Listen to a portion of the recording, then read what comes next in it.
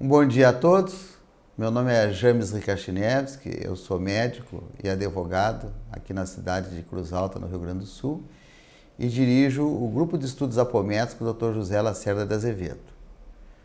Vamos apresentar hoje um tema relacionado à reencarnação, cujo título é Tosse Persistente, Etiologia em Vida Passada.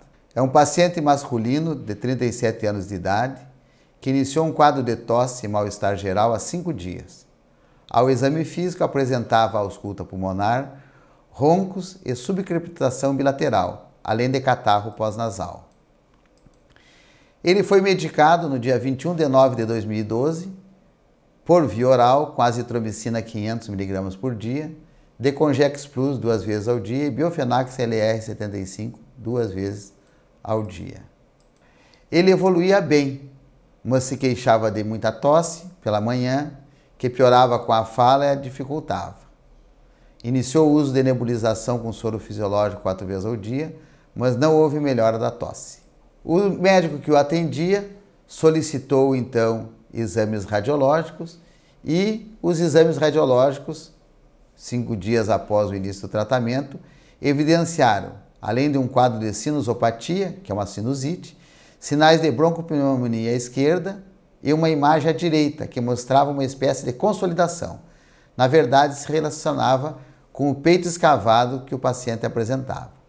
Nesse dia foi acrescentado o medicamento penicilina cristalina e procaína na dose de 400 mil unidades intramuscular 2 vezes por dia, de 12 em 12 horas. Aqui nós temos os seios da face, que estão mostrando uma sinusopatia etimoidal e uma sinusopatia maxilar. E temos também a radiografia de tórax, que está mostrando um sinal de broncopneumonia à esquerda e o peito escavado à direita. Decorridos 3 dias, em 29 de nove de 2012, o paciente queixou-se que iniciara um quadro de dispneia ao subir escadas da sua casa. Foi realizado um raio-x de tórax, que mostrou melhora do quadro pulmonar à esquerda, estando inalterada a imagem à direita, como era de se esperar, já que a imagem à direita era relacionada com o peito escavado que o paciente tinha. Aqui nós podemos ver, então, o raio-x de tórax bem melhor do que o anterior. O exame físico, na ocasião, mostrava uma ausculta pulmonar que evidenciava uma crepitação em base pulmonar esquerda, raros roncos e o surgimento de sibilos bilateral. Foi acrescentada a amoxicilina 875 mg de 12 em 12 horas e bamifilina 600 mg de 12 em 12 horas. Em cerca de 48 horas houve regressão do quadro de dispneia e ausência dos sibilos à ausculta pulmonar, mas o quadro de tosse, principalmente pela manhã, persistia. Em 1º de outubro de 2012 foi acrescentado um antitussígeno, que é a codeína, é um antitussígeno forte, então 4 vezes ao dia para ver se controlava os sintomas. Em 3 de outubro de 2012 a tosse continuava e o paciente foi submetido a uma tomografia de tórax, cujo resultado exposto abaixo não evidenciava a presença de qualquer patologia aguda. Aqui podemos ver, meus amigos, que a tomografia dele, nessas chapas, foi inteiramente normal, nada que justificasse o surgimento desses sintomas. Diante do quadro clínico apresentado, o paciente foi internado em 5 de 10 de 2012 para um pneumologista, pois além da tosse persistente se queixava de intensa sudorese. Ele então, no hospital, começou a usar uma medicação mais intensa, no sentido de resolver definitivamente o problema de tosse que o estava incomodando muito. Usou budesonida nasal spray, 64 microgramas 2 vezes ao dia, ceftriaxona 1 grama EV de 8 em 8 horas, azitromicina 7 ml via oral 1 vez ao dia, N-acetilcisteína envelope via oral 1 vez ao dia, prednisolona 60 mg via oral ao dia. Formoterol 12 microgramas com budesonida 400 microgramas inalado 3 vezes ao dia, omeprazol 20 mg 1 vez ao dia, nebulização com broncodilatador 3 vezes ao dia, fisioterapia respiratória 2 vezes ao dia. Apesar da medicação utilizada, o quadro clínico era resistente e o médico assistente informava para ele que não tinha previsão de alta. Um familiar dele entrou em contato conosco e solicitou um atendimento espiritual à distância. Na noite do dia 11 de 10 de 2012, foi submetido a um atendimento espiritual à distância no grupo de estudos apométricos Dr. José Lacerda de Azevedo. Uma médium identificou no corpo astral do consulente, região da traqueia e esôfago, um espinho que lá havia sido implantado. Nós utilizamos as técnicas desenvolvidas pelo Dr. José Lacerda de Azevedo e, projetando jatos de energia, foi retirado o espinho da parte astral do consulente. A seguir, utilizamos uma técnica chamada técnica de dialimetria, que consiste em projeção de energia naquele ponto lesado, desfazendo a coesão molecular do corpo astral, para que os espíritos que nos assistem nos trabalhos possam fazer o procedimento naquele local que está lesado, repito, no corpo astral. Foi dada orientação, então, para que o familiar informasse ao paciente que ele teria que comparecer uma vez para ser atendido presencialmente. No dia posterior ao atendimento espiritual, ou seja, no dia 12 de outubro de 2012, o paciente teve alta do hospital. O médico passou a visita, viu que tinha sumido a tosse, que a sudorese não tinha ocorrido e resolveu, como ele estava internado há muitos dias, dar alta para ele continuar o tratamento ambulatorial na sua própria casa. No dia 16 de 10 de 2012, ele compareceu no grupo para atendimento presencial. Relatou que a tosse havia diminuído, mas que ocorria em determinados momentos do dia. Constatado um ferimento na mesma região de onde fora retirado o espinho. Utilizamos novamente a técnica da dialimetria. As médiuns relataram então que os socorristas espirituais colocavam plasma vegetal na região do ferimento. O consulente foi orientado para comparecer mais uma vez para um último curativo. Em 18 de 10 de 2012, o consulente retornou para o atendimento. Questionado, revelou que a tosse sumira e que apenas sentia uma coceira na garganta. Realizado o curativo nos moldes do anterior e demos como encerrado o tratamento. Passado poucos dias, o consulente manteve contato e afirmou que aquela coceira na garganta não havia melhorado. Manifestava-se em horas impróprias, como por exemplo durante o trabalho. O atendimento presencial, segundo ele, era impossível naquela ocasião. Optamos por um tratamento à distância.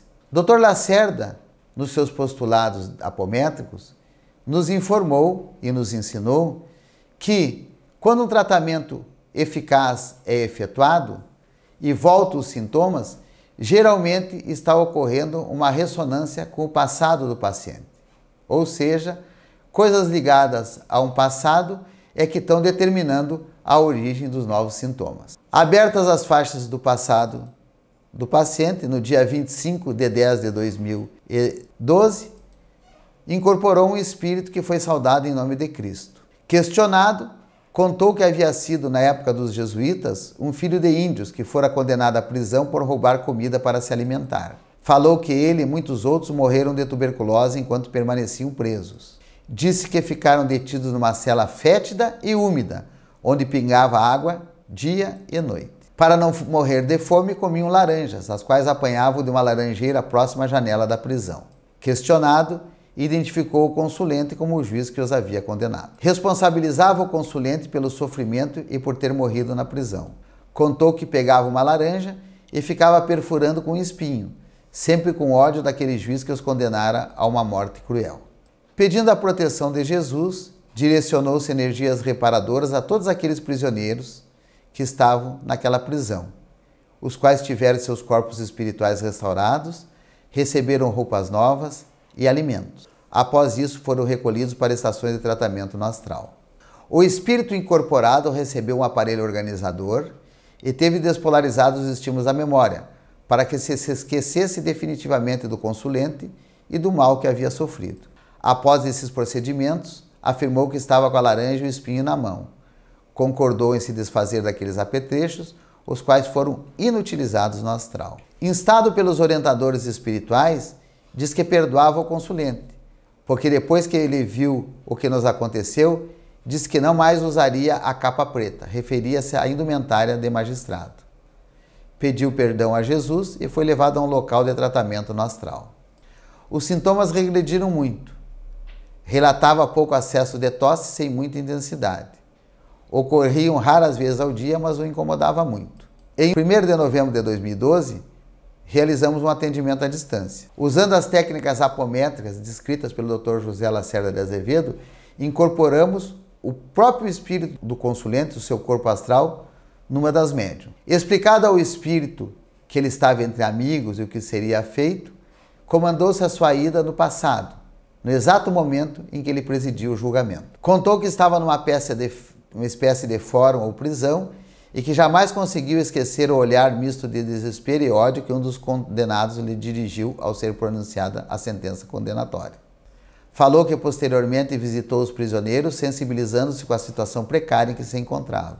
Algum tempo depois, ao tomar conhecimento da morte das esposas e filhos daqueles homens, jurou que jamais usaria a capa preta e o martelo.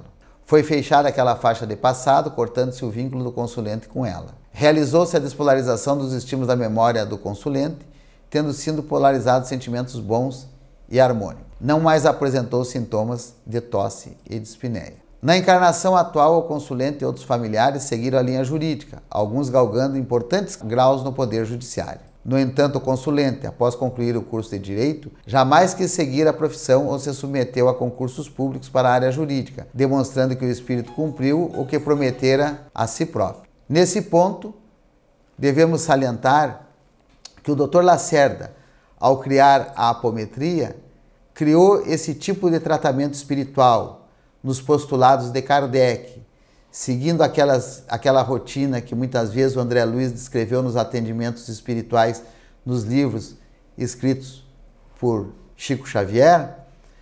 Dr. Lacerda quis que todos nós entendêssemos que quem precisava de ajuda mesmo eram os espíritos.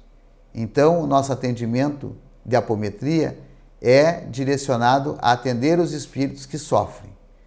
Quando esses espíritos que sofrem estão sofrendo no passado e uma pessoa nessa encarnação atual fez ele sofrer, pela baixa vibração que eles têm, isso vem até a pessoa e consegue criar doenças, primeiramente no corpo astral, que depois passam para o corpo físico.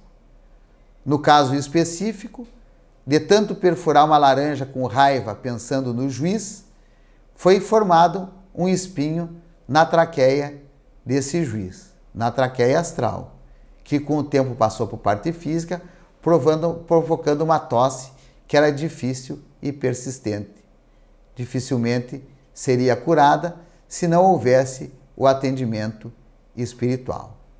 Então isso prova que a reencarnação é um fato concreto e que as nossas dívidas do passado muitas vezes vão aparecer como doenças do presente de difícil diagnóstico e difícil terapêutico. Muito obrigado.